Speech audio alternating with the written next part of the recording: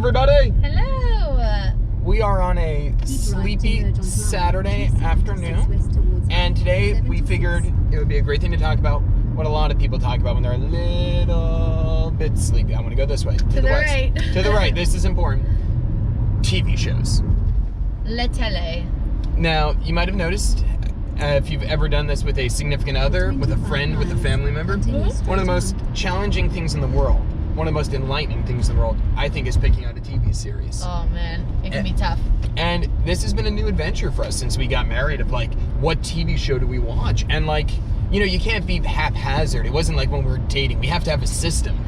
So, yeah. Well, so if you go all the way back in the day to past TV situations, you used to go to Blockbuster or you didn't go to Blockbuster? Oh, we went to Blockbuster. Yeah. And we talked about how we both love Blockbuster. Oh, it was, as an option. Loved it. You go with your family and you would get to, you know, read all the backs of the movies. Oh my gosh, yeah. It was so amazing. My family would split up and go around. Then you would collect a couple movies that you liked after reading for probably like 25 minutes. Yeah. And then you would bring them all back to the group, and then you would start deciding which ones, removing ones vicious fight. From the group. Vicious fight. And, you know, like 45 minutes later, you'd be out of Blockbuster and ready to watch your movie. Yeah.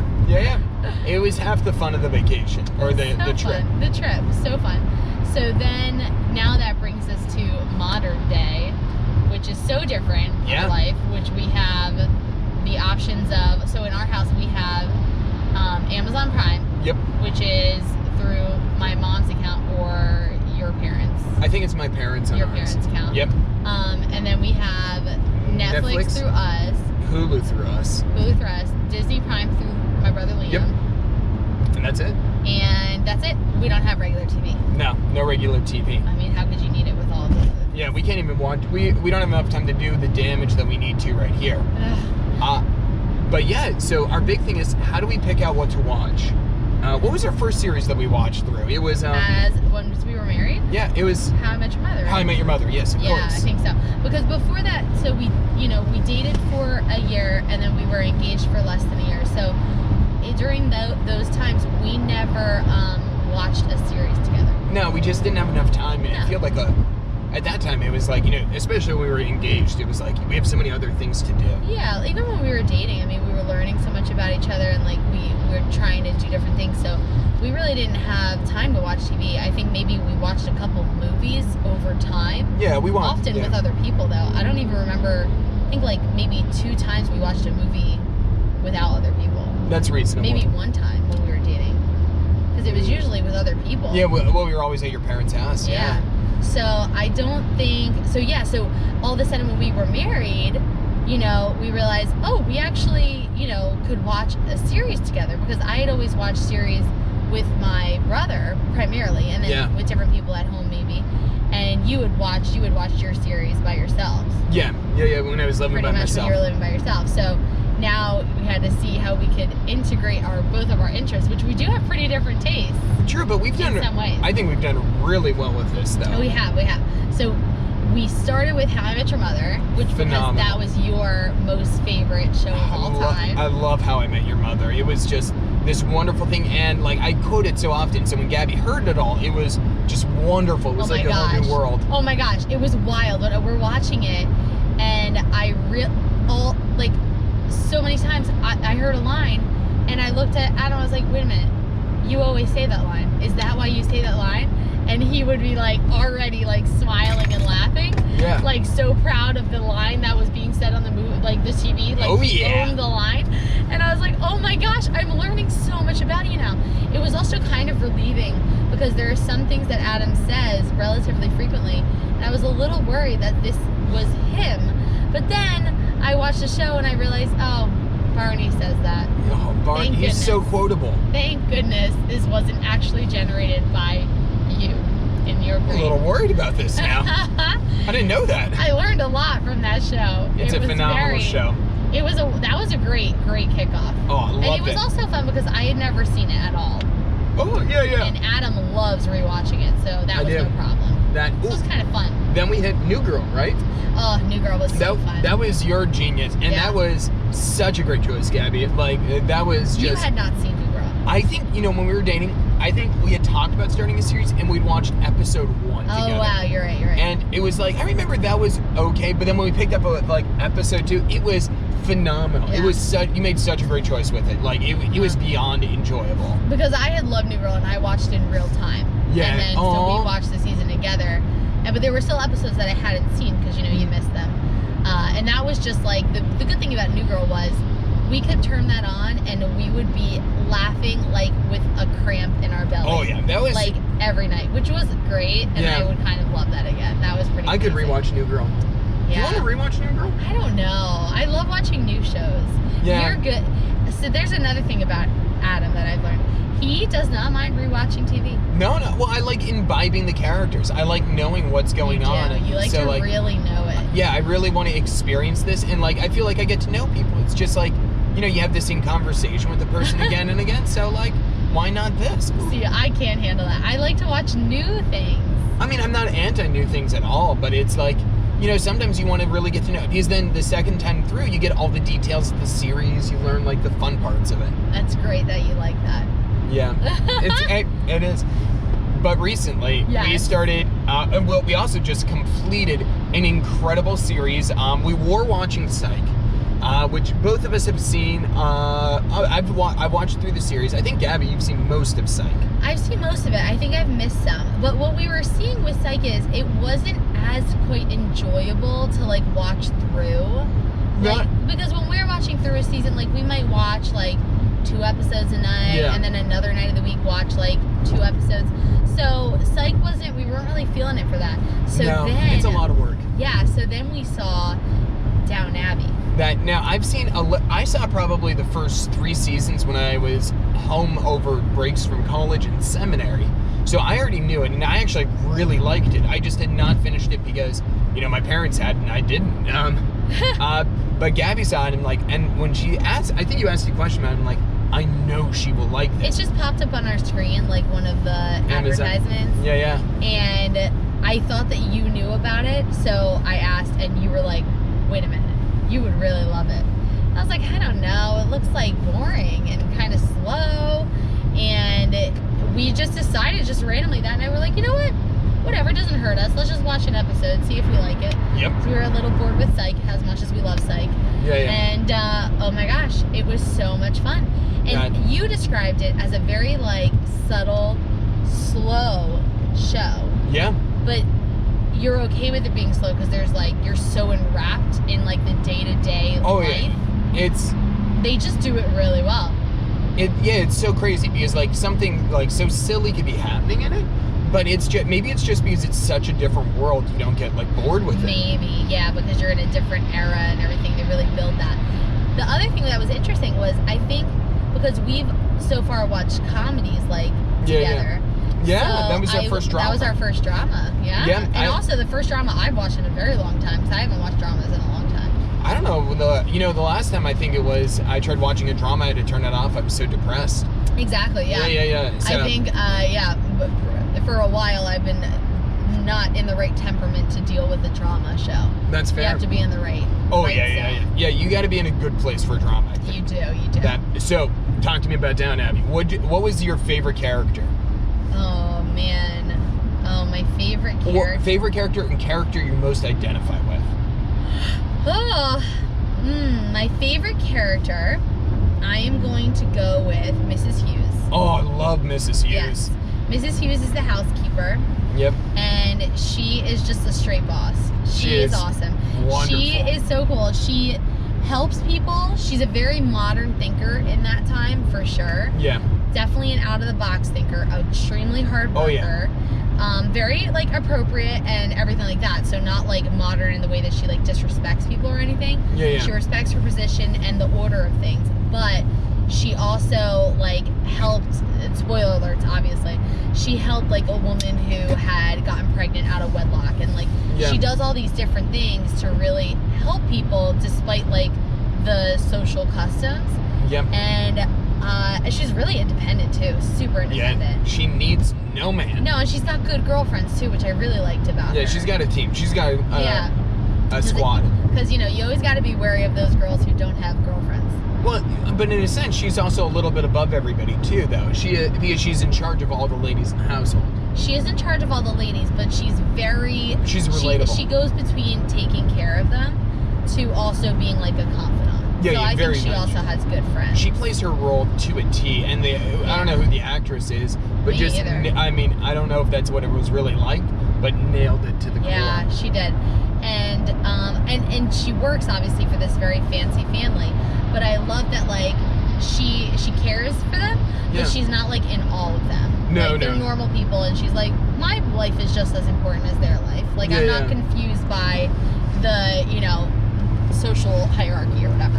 No, very true, very true. I love her. So who's your favorite? My favorite character? Oh, I gotta tell you, it's either Mr. Carson.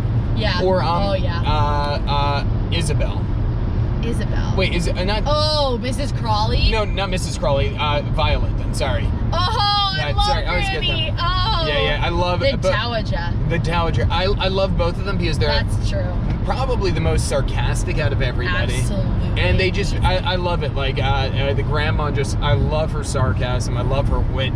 It's just beautiful. And then I love Carson's just like appropriateness and like, what? Certainly not. Just the outrage constantly. I'm like, how could this ever be? Oh my goodness! Wow, those are good ones. Yeah. Granny. Wow, she's a close with my favorite too. She's so hysterical. Oh yeah. She had some of the best lines. I do wish watching through the show. Yeah. And this is for anybody who hasn't watched it. If you do watch it, I would have a notepad near you, just because some of Granny's lines are gold. Oh yeah. It's like some of the things she says are just wisdom incarnate, and you're like, oh my gosh, if I had that come back to somebody, I would be a king. Like that was money. Yeah. I wish I can't even remember some of the things she says, but they're so brilliant and cutting. Well, and that's wise. Well, and I feel like in some ways the family respects her for it, but also I don't appreciate maybe all British people are just this cheeky. Oh man, I don't know. She's so funny. Plus her vocabulary is outrageous. Yeah, there were words I did not know. She keeps it toy. She's funny. She's amazing. Oh yeah. She's in the She Squad, absolutely. Yeah, huge fan. So Gabrielle, what character do you think you're most like though?